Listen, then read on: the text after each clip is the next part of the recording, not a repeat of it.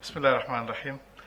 So welcome to this today's this event where we are going to discuss few. I would say there's one important learning method, particularly learning the Quran. So what we are planning to do today is to understand the role of contemporary science. So how current contemporary science, that includes medical science, can help us for the deeper understanding of the Quran. So Quran is obviously it's not a book of science, but it's a book of science.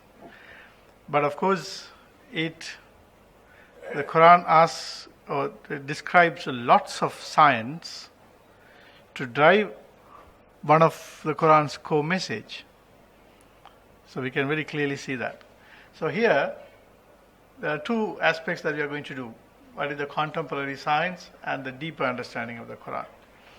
Because why I'm saying that the deeper understanding of the Quran is that, for those who just see the superficial reading, you may not get the weight of that ayah, the sentence, the verse, and the understanding is totally different. So, although I would always call myself a student of the Quran. This is not a tafsir class. That's the most important thing that I do. So that's one of the disclaimer.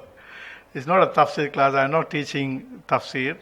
I'm a student of the Quran, so I'm just sharing what I learn. I continue to learn.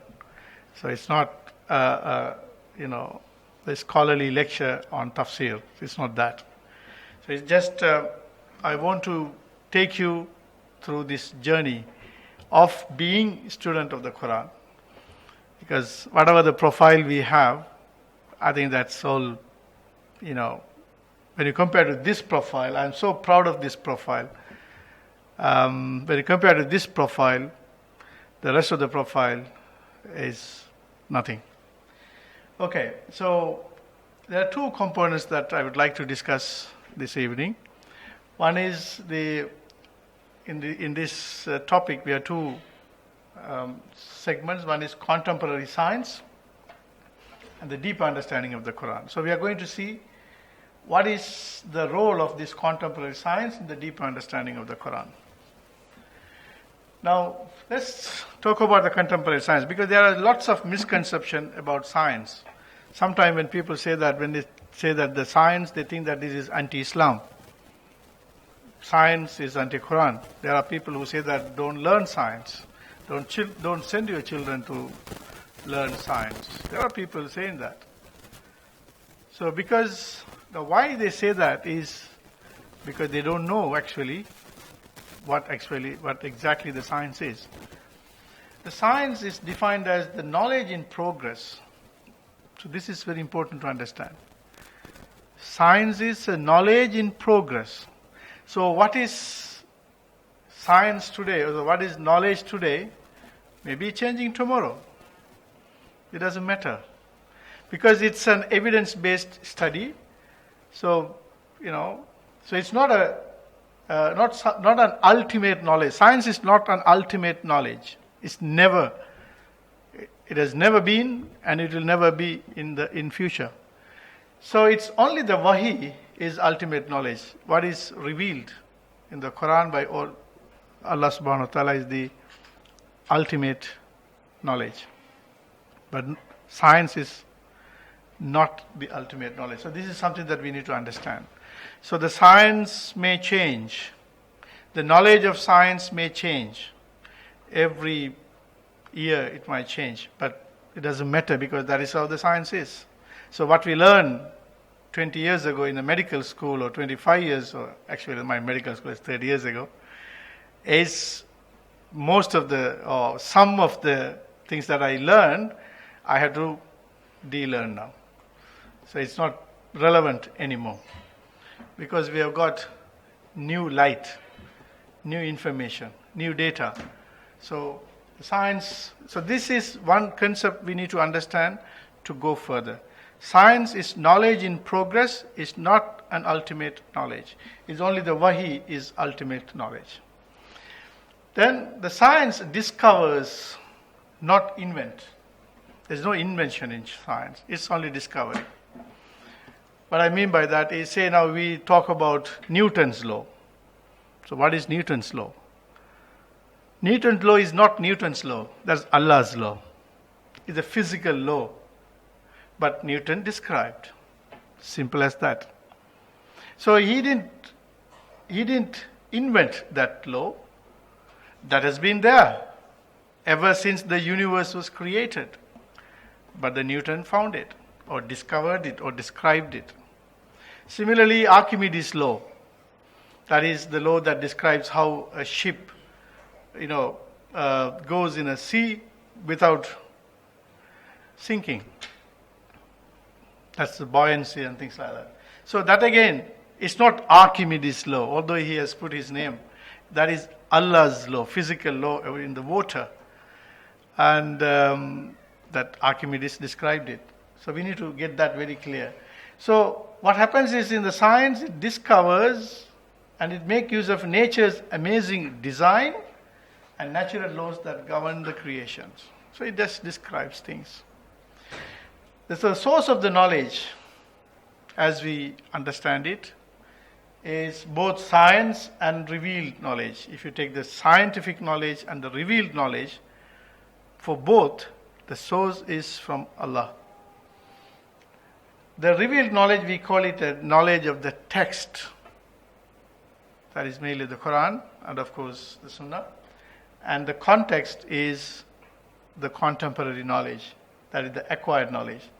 So for both, the both knowledge comes from Almighty Allah. Because we can see this. See, the origin of all science is taught by Allah. وَعَلَّمَ آدَمَ الْأَسْمَاءَ كُلَّهَا ثُمَّ عَرَضَهُمْ. So here we say, عَلَّمَ آدَمَ الْأَسْمَاءَ كُلَّهَا. So Allah very clearly says, Al-Asma, that means He taught Adam every knowledge, everything. When you say Asma, that is not just names. It includes the entire description. So it's a very deep knowledge. Allah says that was taught to Adam. That's the very first time. Because of that, the Anbiya, the angels were asked to prostrate. So that is because of that knowledge. So basics were taught. It's all been given to the humanity already. So the science began with revelation. So whatever the science that we learn now, it's all started with revelation. Allama Adam al-asma'u kullaha. So that's something we need to understand. So then you see, the first Quranic order is to read. In the Quran, Allah says very clearly, Iqra bismi rabbika alladhi khalaq. He says, read. It's a verb. It's an order. Right? It's a demand. So we need to read. Right? So here you find two things. Alladhi allama bil qalam. So He taught with pen. So again, what do you learn? What He taught, what Allah subhanahu wa ta'ala taught with pen is supposed to be the knowledge of the context. That is, you learn and acquire knowledge through your pen. That is the acquired knowledge. The knowledge of the context, the current knowledge. It could be any field, whatever the knowledge. It could be medicine, engineering, geography, oceanology, geology, whatever the knowledge is all taught by the origin of the knowledge is from Allah. And even then, the next part in this ayah, you find it, Allama al-insana ma lam ya'lam. Whatever a human doesn't know, He taught. That means there are a few things that we cannot learn through pen.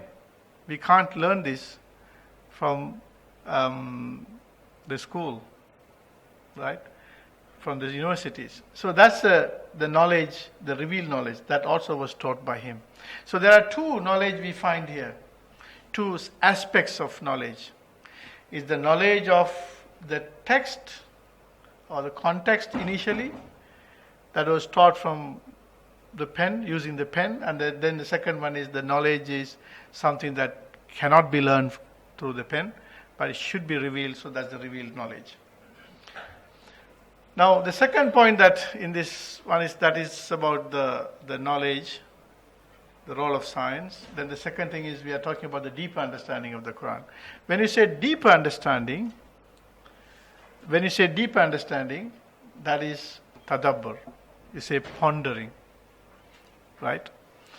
So, what is deeper understanding? There are these three questions we need to answer. What is deeper understanding means? Second thing is, why do we have to develop a deep understanding? Third question is, what are the stages of deep understanding? Right? So it will be very interesting to learn this. Now we see what is deep understanding, what is tadabbur.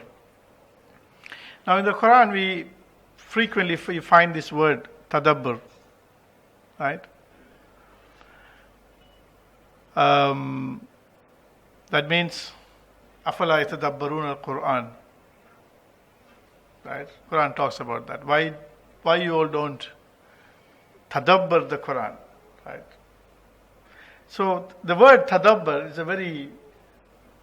it has very deeper meaning. And just one example is this. Say now, for example, now if somebody is sitting in this beach and looking at the ocean, what are the things that they can see? They can only see some water, some boat, or some ship there, and that's it. So the person who is sitting here will see only the water, ship, and the boat. And if you asked him what is an ocean, he might say that ocean is water, ship, and boats. But we all know that it's much more than that. To understand that, what we had to do is, we had to do the tadabbur of this ocean, to go deep into that. So if we are sitting here, we need to get up and walk further down. Then there is limited, then you have to swim, go further swimming, and it still is limited, then you go further down diving, and then you need to take your equipment to go further diving, and then you might find a different world inside. So that is tadabbur. Just going deep into that, and with your open mind, you explore and experience that. That's tadabbur. So that is exactly what is expected from us, when it comes to the Quranic ayah. Now, why do we have to develop the deep understanding? Is another good question to ask. It's very scary. Because it is so important that every one of us, should have this deep understanding. If we don't have that deep understanding, we are doing a sin. Because if you don't have a deeper understanding of this Quranic ayah, according to Quranic ayah, that we are doing sin. We have to do this deeper understanding. We have to start learning this to escape from hellfire. Right? So let's think and reflect on these 3 ayahs I'm going to talk about. Very simple, just for the thought. See now, this ayah, وَمَنْ يَقْتُلْ مُؤْمِنًا مُتَعَمِّدًا فَجَزَاؤُهُ جَهَنَّمُ. See that, what I want for you all to see this in this particular ayah is to see the tone. How does Allah talk about this? Now here it says, whoever kills a mu'minan muta'ammidan fajaza'uhu jahannam. If someone kills a mu'min without any good reason, fajaza'uhu jahannam. His reward will be hellfire, jahannam. So an action is already said, is a sin, killing. We all know that that's a sin. And the sin is mentioned here, and Allah says that in that case you will get Jahannam. That's fair enough. Fiha, khalidan fiha. So they'll stay in that forever. وَغَضِبَ اللَّهُ عَلَيْهِ, the anger of Allah upon him. وَلَعَنَهُ, and his curse is again upon him. وَعَدَّ لَهُ عَذَابًا عَظِيمًا. So it is, very severe punishment has been deserved or reserved for him. So here, you see that what I want you all to see is the tone, the way Allah tells. He gives a sin and tells the punishment, but the way he says is, it's not a very high tone.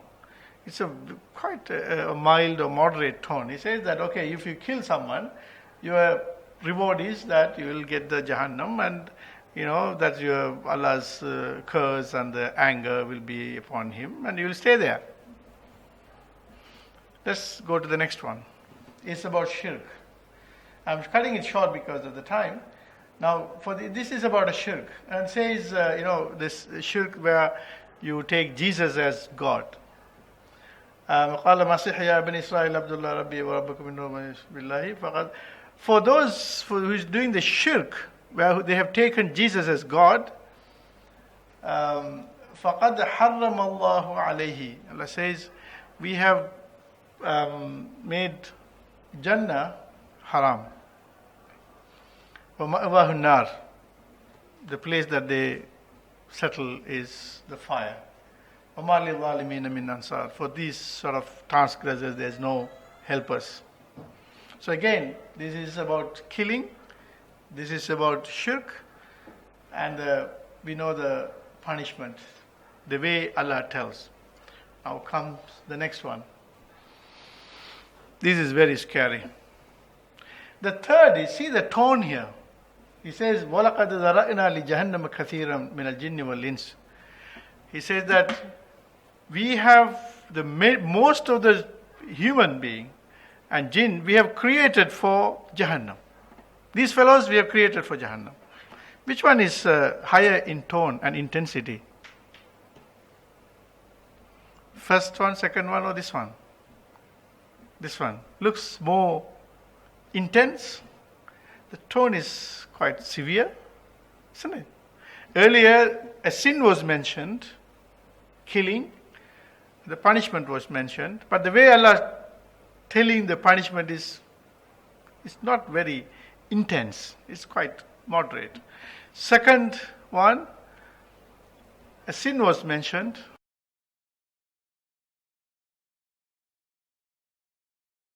A punishment was mentioned. Again, he's telling, not very severe tone.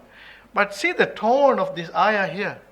He says there are some people Allah says, وَلَقَدْ ذَرَأْنَا. We have created these people for Jahannam. كَثِيرًا مِنَ الْجِنِّ وَالْإِنسِ. A large number of people. So what do you think that their sin is? Now we have already talked about killing, murder. We have already talked about the shirk. But this one, with a very high tone, he is mentioning something. What do you think is the sin where Allah says that these fellows are created for Jahannam? There's no question. So this should be the much more severe problem. The worst aspect is we may not even think that whether this is a sin. We may not even realize, oh my goodness, this is the sin. We know, everybody knows about the killing, everybody knows about shirk, because this has been discussed over and over again. But this has never been discussed. But still it's in the Quranic ayah. It's not something that people discovered. It's in the Quranic ayah. You know what is this sin here? لَهُمْ قُلُوبٌ لَا يَفْقَهُونَ بِهَا. These fellows who are, this is major problem here. They have the heart, but they don't have a deeper understanding. They don't have the knowledge. For the deep understanding, you need knowledge. You have to think, and you have to have your deeper understanding. You need to get your ilm, your aql, and then comes the fiqh. So they have the qalb, but there's no deep understanding. They don't have a deep understanding. وَلَهُمْ أَعْيُنٌ لَا يُبْصِرُونَ بِهَا. They have the eyes, but they can't see. What does that mean? It's very interesting, and it's very scary. We need to have a deeper study of this ayah. They say that they have وَلَهُمْ أَعْيُنٌ, they have the eyes, but they don't see. What is that? They have the sight, of course, I can see, but they don't have the vision. Right? We see, animals can see, but the animals don't have vision. They can't see, they won't see beyond what they see. Right? They won't see beyond what they actually physically see. So people, that's the other group. First group is they don't have a deep understanding. They can see, they have the eyes, but they don't have the vision. Right? So they have the eyes, but they don't have the vision. Right? وَلَهُمْ آذَانٌ لَا يَسْمَعُونَ بِهَا.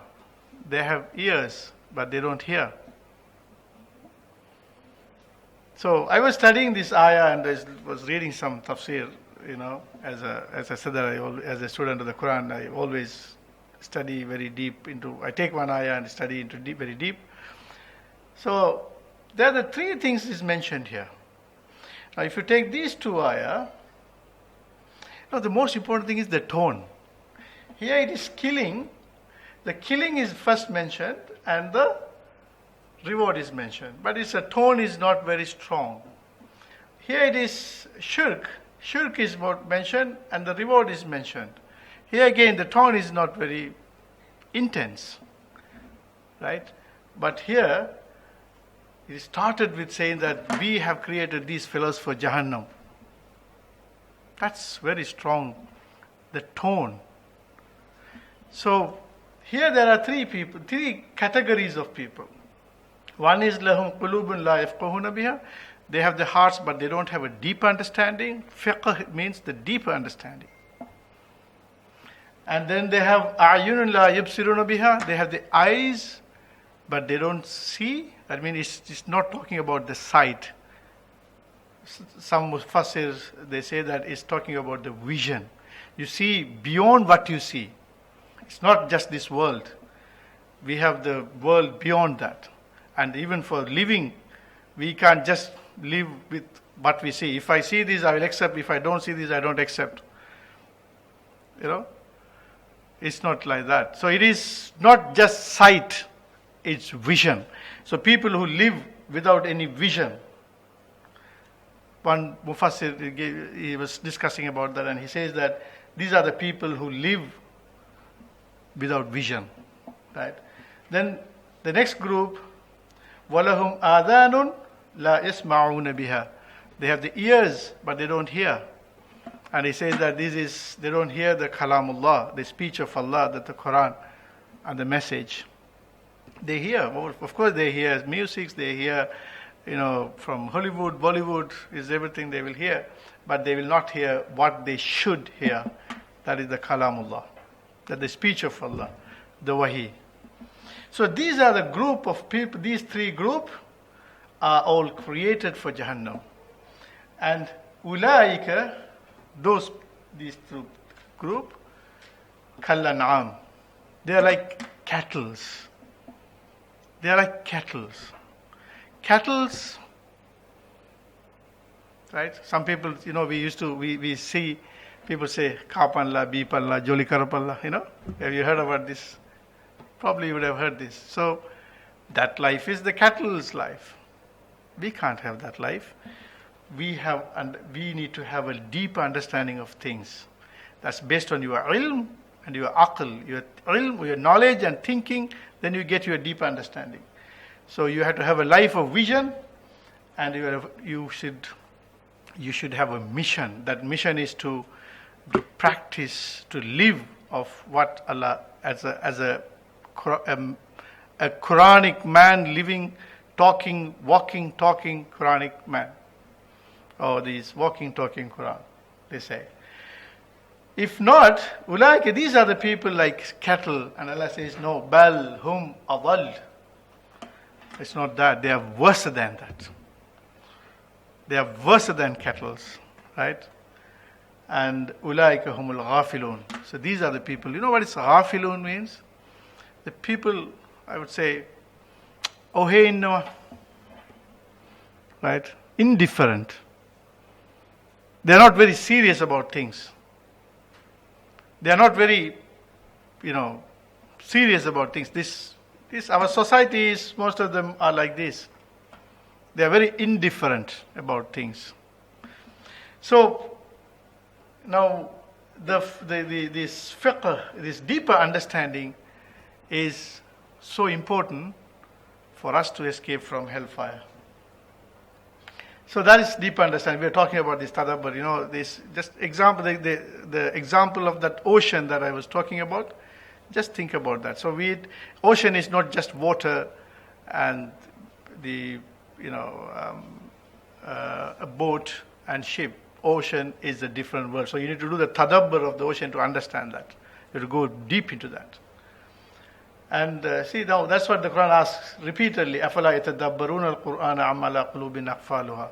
Why you all don't do the tadabbur of the Quran? What happened? Your hearts are all locked? Allah is asking. So we need to unlock our heart and do the tadabbur. So the deep understanding is very, very important. And again, أَفَلَا يَتَدَبَّرُونَ الْقُرْآنَ وَلَوْ كَانَ مِنْ عِنْدِ غَيْرِ اللَّهِ لَوَجَدُوا فِيهِ اخْتِلَافًا كَثِيرًا. Allah says that why don't you all do the tadabbur of the Quran? If it is not from, because it is from Allah, then you don't find any ikhtilaf, any differences, any problems in that. So, see again, we find that Kitabun anzalnahu ilayka mubarakun liyadabbaru ayatihi waliyatadhakkar ulul albab. Allah says that this kitab, this book, anzalnahu ilayka mubarakun liyatadabbaru. For why Allah has given this ayah? To do the tadabbur of ayah. Through that tadabbur, waliyatadhakkar, you live a life of dhikr. So this dhikr, it comes with this tadabbur, right? So this is so important. For whom? Ulul albab, the people with knowledge. Now, say when it comes to ulul albab, this is the word albab. Now, ulul albab is generally translated, if you see the tafsirs, it will be translated as people with knowledge, right? But actually the word lub means it's heart. It's not the knowledge. Ulul albab means basically the people with the heart, or people with the core. Actually the word lub is the heart, core, the bone marrow. These are the explanation for that, right? So when you say ulul albab, the people with the heart, right? Now let's see the Quran talks about this heart, fiqh, deep understanding, thinking, but this remained as a philosophy all this time. But now it is not a philosophy anymore, because we have a medical science that describes that you have a brain in the heart. You have a brain inside the heart. How does Allah says that they have the heart but they don't understand? But we were all taught, the schools and things, that it is your brain you understand. But the Quran says it's the heart that you understand. So then there was a discrepancy in that. But of course it's not a discrepancy anymore. And now we know it is more than the brain, it's your heart that contributes to your thinking and your deep understanding. Right? So it's amazing. Now, so we have to get this idea about this, the deep understanding. You see, now, there's one more thing, a medical science, that I would like to, share with you to understand the deeper aspect of another Quranic ayah.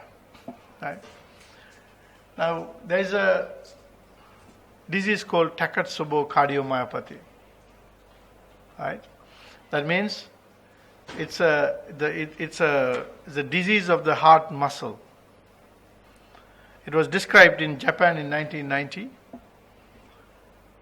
by the word Takotsubo means it's a kind of a pot, it's an octopus pot they call it. Because the heart, in this disease, what happens is, the heart muscle, normally the heart has an apex and a base. So the heart muscle dilates, right? And it balloons. And when the heart muscle balloons, it loses its function. A balloon cannot pump. You need a muscle to pump. So it becomes dilated and it's ballooning, and then the patient end up with heart failure and sometimes heart attack. So it's particularly very common among ladies because they are the people who, it can happen in gents, in males, but it's very common in female, right? This is what it is. So normally, if you see the heart, it's this shape. Now see this left ventricle here. It's quite, narrow here. But in this disease, this chamber, the fourth one of the chamber, there are 4 chambers in the heart. This chamber, it dilates and it becomes enlarged and it takes a shape of a Takotsubo means an octopus trap. It's a pot, right? Because it is discovered in Japan, is there. You know why this happens? Right? Now this is, if you do a scan, you can find that this is just like a pot. This is not the normal heart.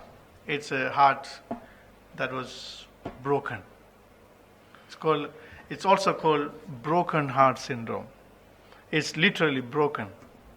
Because it's not the heart, the normal heart. It's ballooned, it's dilated, it's broken. Right? It's called broken heart. You know why this broken heart happens? It happens because, when the reason for this disease, this broken heart, is not cholesterol, it's not the blood pressure, it's not anything that we know about the heart disease. This can happen to anyone who was having absolutely a normal heart. What happens is this heart gets broken, literally broken, and it takes about 6 weeks for it to recover. Right? Normally it takes about 6 weeks. So why it happens? Then they did lots of research and found that it is the emotional damage that causes this problem. So now when we say, for example, the ladies might say, my husband did this and my heart is really broken. My heart is broken because of something that he did. Or we might say that, I never expected my brother to do that. I never expected that guy to do that to me. My heart is really broken. It's not just figurative. It is literal. You can get your heart literally broken. is particularly so among ladies. Right?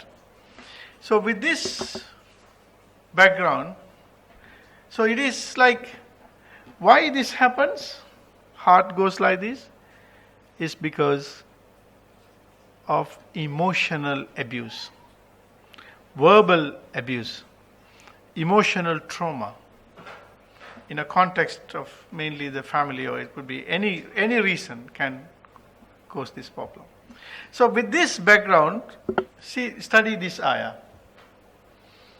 قَدْ سَمِعَ اللَّهُ قَوْلَ الَّتِي تُجَادِلُكَ فِي زَوْجِهَا وَتَشْتَكِي إِلَى اللَّهِ وَاللَّهُ يَسْمَعُ تَحَاوَرَكُمَا إِنَّ اللَّهَ سَمِيعٌ بَصِيرٌ. In this ayah, I'm not going deep into that because of the time. I'll just tell you what it is. In this ayah, there's the story, or there's a sabab al-nusul. That's a reason for the ayah to come. In Medina, one Sahabiya, Khawla, I think, radiallahu anha, she came to Rasul sallallahu alaihi wasallam and complained about her husband. Because there was a practice.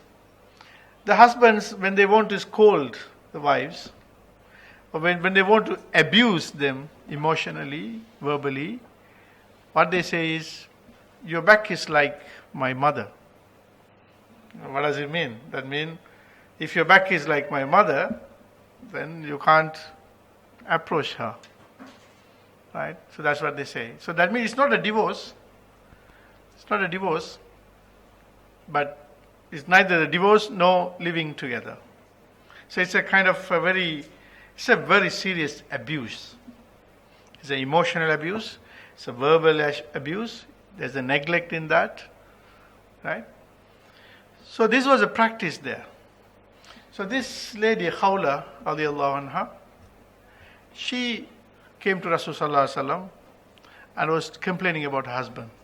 Apparently there's lots of hadiths about that, so I'm not taking all that because of the time. There's lots of hadiths that Aisha radiallahu anha related, lots of hadiths. So they say that she was complaining. And then apparently Rasulullah sallallahu alaihi wasallam had said that, because he didn't have a revelation about this, and he didn't have a rule, he didn't have a fatwa to give at that point. So he had said, it seems, he's an old man, her husband was apparently an old man, so just, forget about him and forgive him, something like that. Or it is, if he says that, then that's what it is, you can't help it, or that sort of thing. But she was arguing. She was arguing with Rasulullah sallallahu alaihi wasallam. Right? So, because this man, after scolding her, after abusing her verbally and emotionally, then he came back again and she said, no, I'm sorry. He had said that, I'm sorry, at the height of my temper, I told this, I was at the height of my temper, I couldn't control my words, my emotions, that's why I told you. So the damage is done.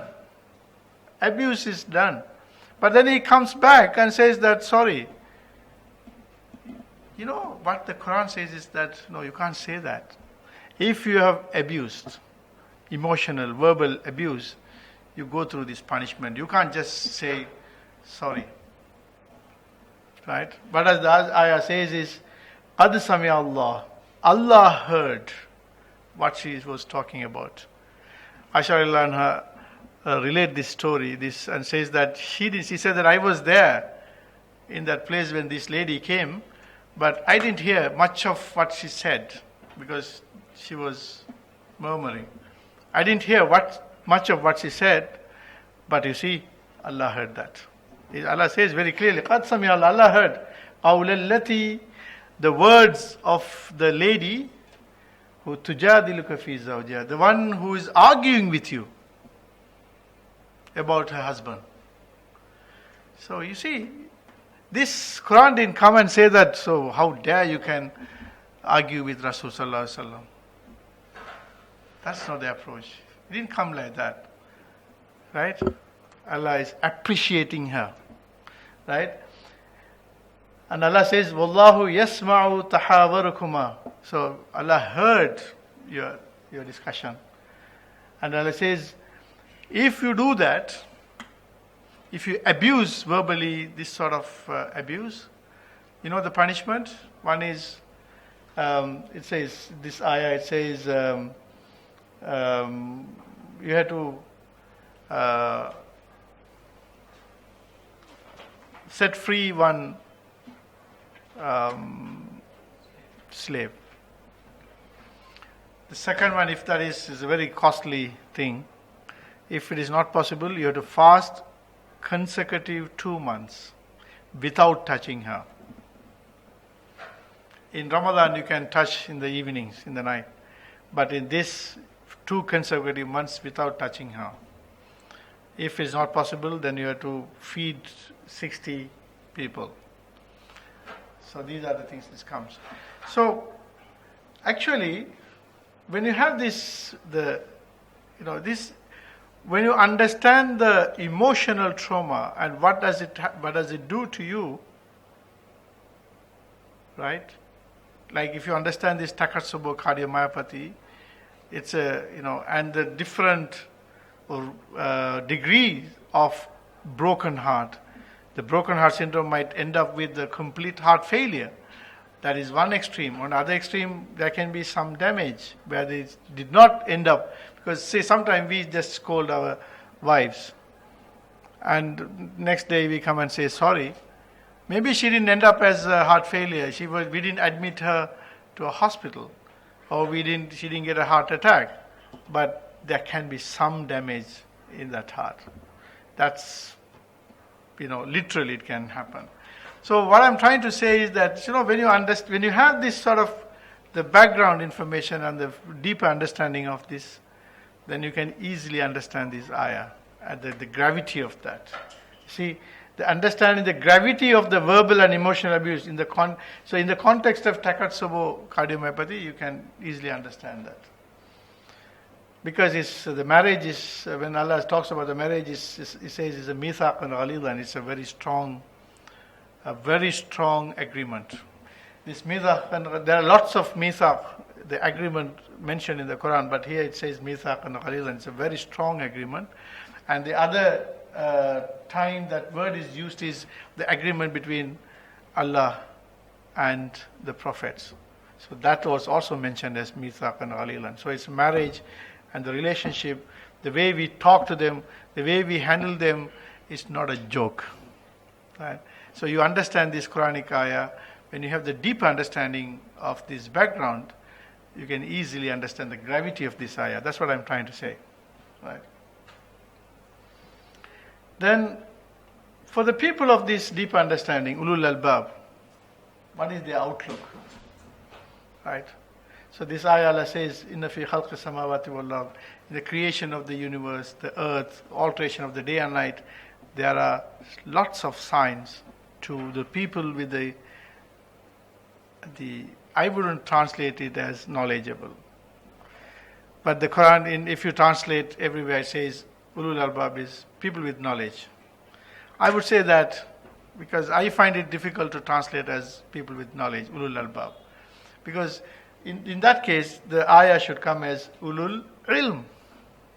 It's not ulul ilm, it's ulul albab. Albab is the plural of lab. That means the people with heart. So the people with the heart that thinks, the people with the heart that understands. That's what ulul albab is. It's not just knowledge.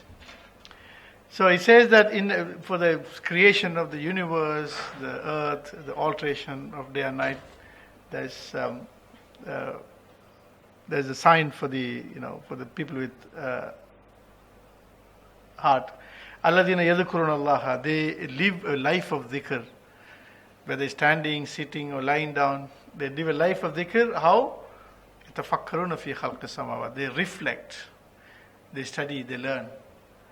And then, this is a long ayah, and it ends up saying that these people with the knowledge, they think, the knowledge in the heart, and the one who think and reflect, they all enter to paradise with Abrars, people of Jannah. So for the deeper understanding, you need to have your ilm, your knowledge. Based on the ilm, you need to have your thinking. With the thinking, you have a deeper understanding, fiqh. Then from that deeper understanding, you reflect. And with that reflection, you live a life of dhikr, and you live to reach the ultimate purpose of life, that is to live a life of God consciousness, that is taqwa. See, so for that, the heart is the organ. That's what I'm trying to say. So there's lots of Quranic ayah, we can talk about that. Right? So even medically, now we find, so there's the heart is the organ of knowledge, and there's a very strong connection between the brain and the heart. So we need to connect these two. Right? So we need to study this, we need to understand. This is, very deeper study that we need to do. And also the learning pathway, Quran says that you learn through 3 windows. But currently we are using only 2 windows. In the schools and everywhere we are using 2 windows. We learn through hearing, we learn through seeing. But the Quran says that you not only learn through hearing and seeing, there is a third thing. You learn through your heart as well. So we need to understand this, and this is a very interesting study. I don't know how far we can. Extremely interesting study, but very unfortunately, people don't understand this, and people are not interested to learn this. They are interested only to listen to stories and to hear what we have been hearing for the last so many years. Right? That's very unfortunate. See, Allah says here, there are 3 senses. Wallahu akhrajakum min butuni ummahatikum la ta'lamun. When you come out of the mother's tummy without knowing anything, you have hearing, absar, vision, the eyes, and afida, the hearts. Through this, you learn your knowledge. Right? So, we need to use all 3 senses to learn the ayah. When you say ayah, it's a Quranic ayah, the verses of the Quran, and the science and the science of creation. These are the 2 ayah Allah talks about. So these are some examples of the ayah. The word ayah mentioned in the Quran as for Quranic ayah. But at the same time, the word ayah is mentioned when it comes to the revelation, the creation. So that's very interesting actually. Then in the Quran, if you become a student of the Quran, you find something that there's a curriculum in the Quran, right? Every surah has a curriculum, and the message it's so interesting, and there's a reasoning and argument is there. It's integral part of the Quranic curriculum, right? Now you see this. I think we are running a bit of a time, so I'm not explaining this. But what I'm trying to say is, in this ayah about the discussion between Ibrahim alayhi salam and Allah subhanahu wa ta'ala, that you can find that reasoning and argument. Right? So, in the medical science, again, if in Surah Rum you find this, وَمِنْ آيَاتِهِ أَنْ خَلَقَ لَكُم مِّنْ أَنفُسِكُمْ أَزْوَاجًا. It talks about your husband-wife relationship. Allah is starting that, saying that there are miraculous signs. What is this ayah? Allah says, لِتَسْكُنُوا إِلَيْهَا وَجَعَلَ بَيْنَكُمْ مَوَدَّةً وَرَحْمَةً إِنَّ فِي ذَلِكَ لَآيَاتٍ لِقَوْمٍ يَتَفَكَّرُونَ. He talks about the husband-wife relationship, and he says that there are lots of signs for the people who understand, think, reflect. Right? What are these? Now, it's a very deeper study. Very briefly, I say that now, in the Western world, they say that we need to live together and develop an understanding, and then develop a love, and then marry. So they live together for 2-3 years and then marry.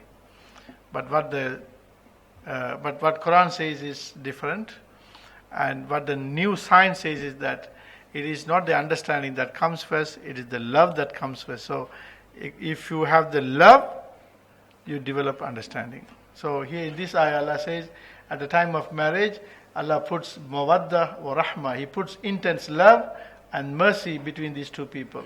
So that means he fills this area, this is called limbic system. He fills this area with love and mercy, so thereby the signals go out. Now the current contemporary medical science says that the signal goes out from inside, not from outside, from inside. So not from out to in, it's in to out. That's what the medical science says, that's what the Quran says. But the Western practice is now, they think that we have to develop understanding to get love, but what medicine says is you have to have love for you to develop understanding. That's what the Quran says. See, so interesting. Similarly, about the language. Now, if you see we had a 30-year fight for the language, but what Allah says is, the language is something that will make you God conscious. That's so amazing. So whatever the language I speak, as long as it comes to the throat, it's airflow. Whether English, Sinhala, whatever the language, is airflow up until here. Here, the chord vibrates and becomes a sound wave. In the mouth, it is a sound wave, whatever the language. At the mouth, with the lips and with the tongue, you create words. It's a word factory, right? Then you speak. So this is an amazing science. Amazing science. So if you see two people speaking two different language, right? According to this, you should not become racist, but you should actually the real person with thinking and somebody who has the heart and somebody who is Muslim and Mu'min, he will become God conscious. So the two different languages, all these languages created by Allah. So if you see somebody speaking a different language, in our country, it's a source for racism. But in Islam, it's a source for God consciousness, taqwa. That's what even the medical science says that. We can find that. And, the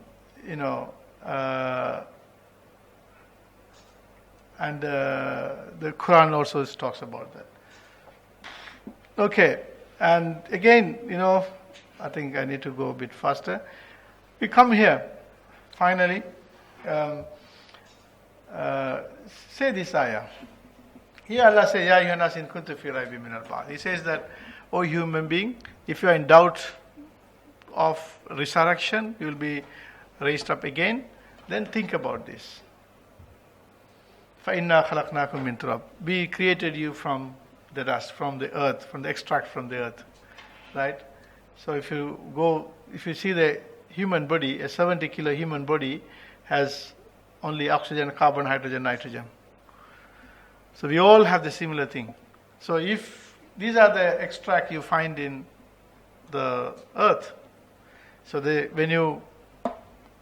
same thing you find. So now if we say that I'm 72 kilo, so the one who is standing in front of you is it's nothing but oxygen 45 kilo, in my case, carbon say 13 kilo, hydrogen 6.5 kilo, nitrogen 2.5 kilo, that's it.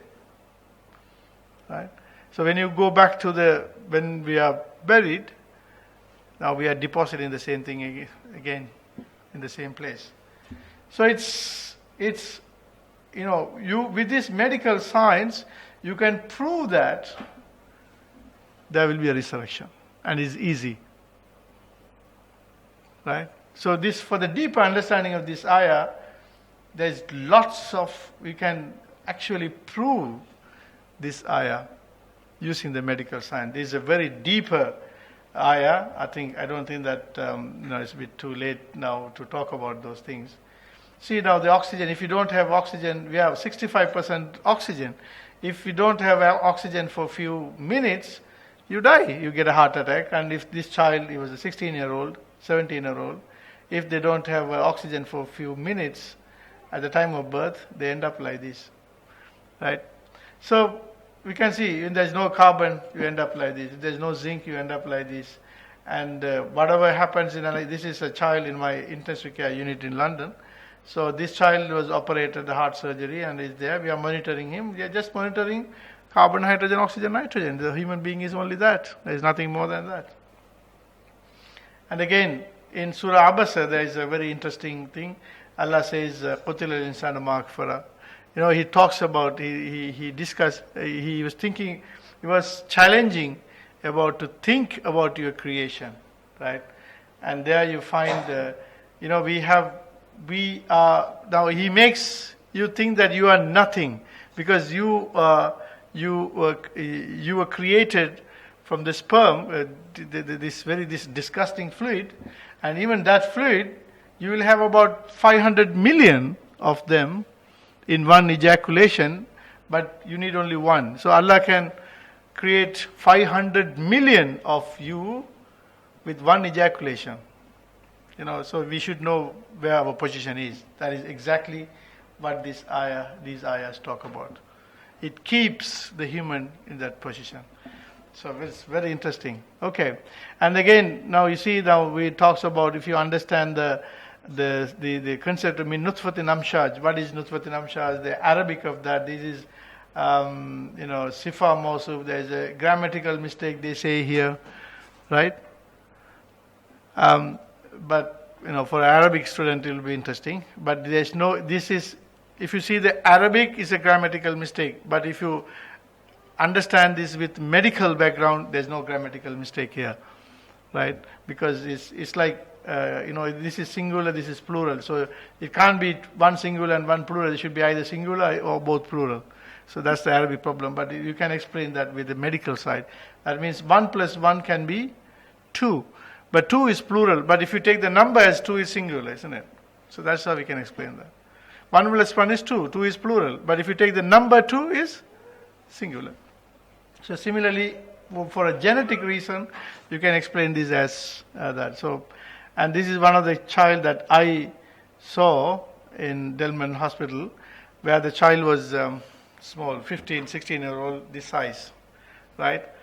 Then we checked everything. Everything was normal. So why she was short? Then I did a chromosome analysis done in Asiri Hospital, where you can find that there is now this side gene is, the chromosome is this big. Here it is short. There is one deletion here that's missing. So then the father asked, so what does it mean? So the answer is that is how Allah has created her. Right? خَلَقَهُ فَقَدَّرَهُ. Allah says we created and we have determined. Everything is written. All our life is written, and this genetic, if you write these genetics in a book form, you need 600 volumes. Everything has been written now. The medical science has written that. And any problem, our whole entire life is planned, right? And when is this, at what age your hair is going to become white, your black hair is going to become white, everything is written, right? You can find that. And there are lots more things you can find it. Everything is written in a 600 volume. If you write this genetic makeup in a book form, you need 600 volumes. This is just one page. So in that's for khalaqahu faqaddarahu can be very clearly understood with that. So you can see here different. And again, social science. Allah talks about the spider. He says the weakest home is the spider's home. But we know that the spiders will be the strongest material on the face of the earth. Very strong material. Is much more stronger than steel. But Allah says this is the weakest home. Because although the social science, the concept of house and a home is described. You can live in a strong house, but your home may be weak. House is the structure, home is what happens inside. But in this ayah, I always say this, there are princes who lived in very famous, big, strong palaces, but that princess attempted suicide 7 times. In one BBC documentary it says. So they lived in a strongest house, but they were not living in a strongest home. They were living in a weakest home. So this concept of house and the home is extremely clearly mentioned here, right, in this ayah. It's so beautiful, right? But what happens here is the material is strong, but what happens is this is called black widows. Love and understanding between the husband and wife here. there's no respect, there's no love, there's no understanding. So if you have such a house, it's called the weakest home, although the house is the strongest. What a beautiful example of explaining one of the deepest social science, right? So, after telling that, Allah says that these sort of examples Allah gives, وَمَا يَعْقِلُهَا إِلَّا الْعَالِمُونَ. Only the people with ilm will think about this, right? So you need to have the knowledge for that. So in conclusion, if I summarize this, what I'm saying is Quranic curriculum is crystal clear. So Quran is not just for you to recite, memorize, full stop. No. Recite, memorize, think, understand, have a deep understand, reflect, research. Based on that, you live a life of dhikr and reach your status of taqwa. Right? So that is why the Quran says, Inna anzalnahu Qur'anan Arabiyyan la'allakum ta'qilun. We have revealed the Quran in Arabic language so that you become thinkers. What does ta'qilun means? Thinkers.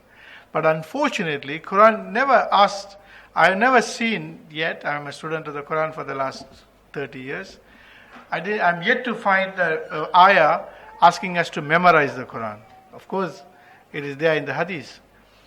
But the Quran doesn't say that. But Quran says to think, reflect, deep understand. But unfortunately, we are not doing that. We are doing something that the Quran has not mentioned. I mean, of course we have to memorize. I am for memorization and I do memorize. But there's no full stop there. But what the Quran asks exactly, the most important thing is to recite, understand, deep understanding, thinking. How many times Quran asks about thinking? Inna anzalna Qur'anan Arabiyyan la'allakum ta'qilun. Inna anzalna Qur'anan Arabiyyan liqawmi ya'lamun. So this is for the knowledgeable the community. Anyway, so ponder the ayah of the Quran to get connected to Allah. The more you do the tadabbur of ayah, the more you connected to Allah. That's how it works. Ponder the ayah of the creation to get connected to Allah. There are two ayahs of the Quran. You ponder, do the tadabbur, you get connected to Allah. You do the study about the ayah of the creations. You ponder, reflect, and you get connected to Allah. That is how it works in the Quran. So dhikr is not an action. Dhikr is not something that we do. It's a lifestyle. That's what the Quran says. So live a life of dhikr, leading to taqwa, fulfilling the objective of human creation. That's it really. So I just quickly went through because it's a very late time and maybe you all may be tired. So I think it's about, let me conclude there. And if you have any questions, I'm more than happy to answer.